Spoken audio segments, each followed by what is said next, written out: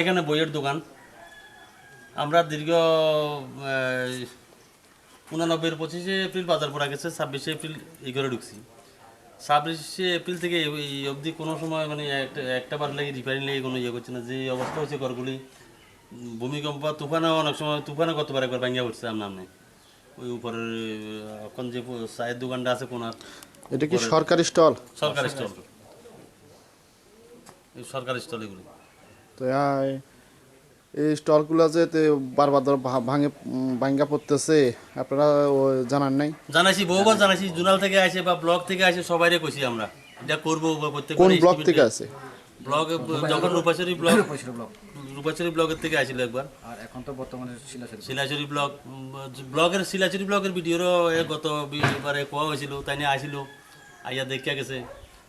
কইছি ঘরগুলি ভাঙ্গা পড়বো, এই একটু আপনারা রিপেয়ারিংয়ের একটা ব্যবস্থা করবো। জুনাল থেকেও আসে, ওই বাজার যখন ডাক ওঠে ইজরা দেওয়ানোর সময় আইয়ে, তখন আইলে কয়, প্রত্যেকবারে কয় ভাড়া খোঁজে। আমরা তো ভাড়া প্রথমে 15 টাকা করে ভাড়া দিয়েছিলাম, নিয়েছিল যখন ব্লকে আসিল। কিন্তু এর পরবর্তীতে আমরা ভাড়া দিতে আসি না, গেলে ঘরগুলি সব ভাঙ্গা পড়বো হয়েছে। জুনাল দাবি করছে ভাড়া দিতাম, আমরা কইছি রিপেয়ারিং করে দেন, অবশ্যই আমরা ভাড়া দেবো, সিকিউরিটি লাগলেও দেবো। কিন্তু তারা এগুলি মানতে আসে না, আগে বলে অনেক ভাড়া দিয়ে আগে ভাড়া দিতে। এই বাজারটার নাম কি? গোড়াগাপ্পা।